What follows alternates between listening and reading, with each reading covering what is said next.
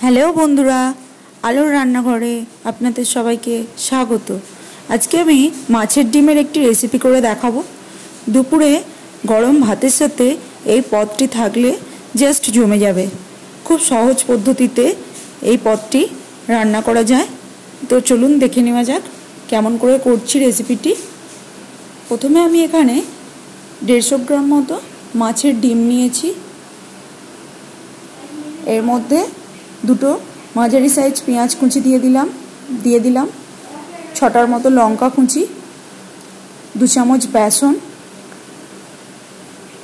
আর দিলাম আধখানা আলু সেদ্ধ করা।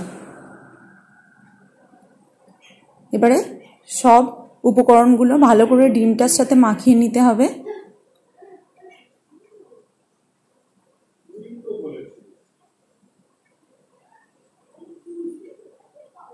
এর মধ্যে দিয়ে দিলাম একটু লেবুর রস, আর হ্যাঁ, নুনটাও দিয়েছিলাম, সেটা আমি দেখাতে ভুলে গেছি। সবকটা দিয়ে মাখিয়ে নিতে হবে। লেবুর রসটা দিলাম যাতে মাছের আঁশটে গন্ধটা একটু কম হয়। আমার মাখানো হয়ে গেছে এটা। এবারে কড়ার মধ্যে তেল দিয়ে দিলাম, দিয়ে মাছের ডিমের বড়াগুলো ছোট ছোট সাইজ করে ভাজতে হবে।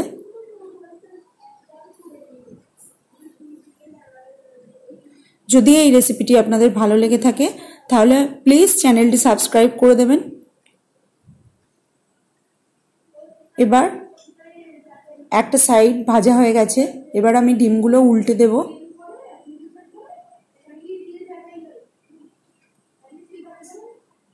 দেখুন, এইভাবে লাল লাল করে ভাজতে হবে, তাহলে খুব ভালো হয় খেতে। হয়ে গেছে ডিমের বড়াগুলো ভাজা। এবারে আমি তুলে নেব।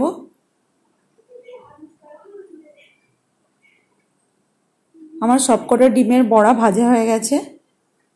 দেখুন, এই রকম হবে। এবারে ওই কড়াইয়ের মধ্যে তেল নিয়ে আমি তার মধ্যে লম্বা করে কেটে রাখা আলুগুলো দিয়ে দিলাম। আলুগুলো নেড়ে চেড়ে বেশ খানিকক্ষণ ভাজতে হবে।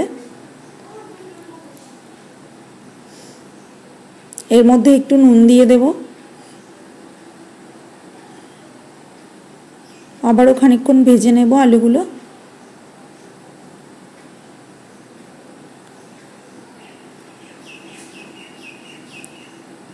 বেশ লাল লাল হয়ে গেলে আলুগুলো এবারে তুলে নেব।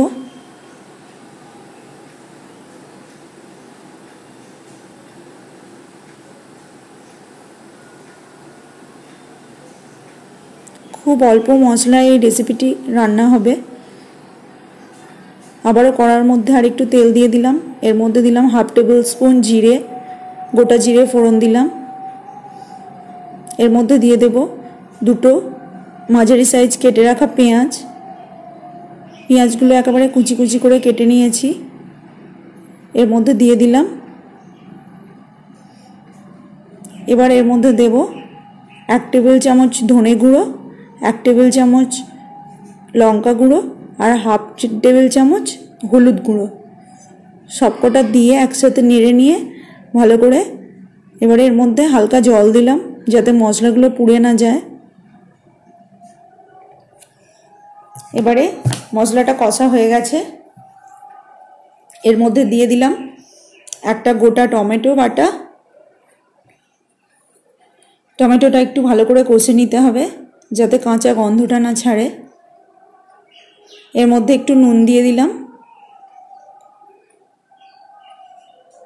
এবারে আরও ভালো করে নেড়ে নিয়ে এর মধ্যে জল ঢেলে দিলাম।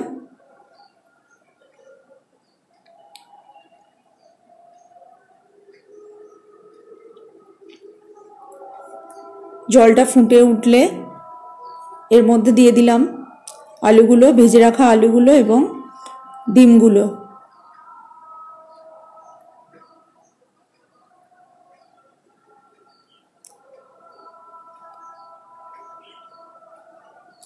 এবারে এটাকে 5 মিনিটের জন্য ছেড়ে দেব। 5 মিনিট পর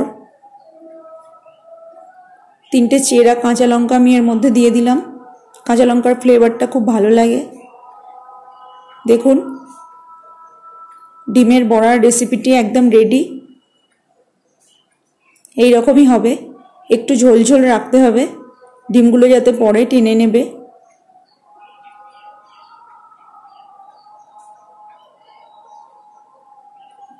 এইভাবে এই রেসিপিটি রান্না করলে খেতে খুব সুস্বাদু হয়। তো আজকের রেসিপিটি আমার কেমন লাগলো কমেন্ট করে জানাবেন আপনারা। আর যদি ভালো লেগে থাকে তাহলে অবশ্যই লাইক এবং শেয়ার করে দেবেন একটু। আজ এই পর্যন্তই, খুব শীঘ্রই আসছি পরের ভিডিও নিয়ে। ততক্ষণ টাটা।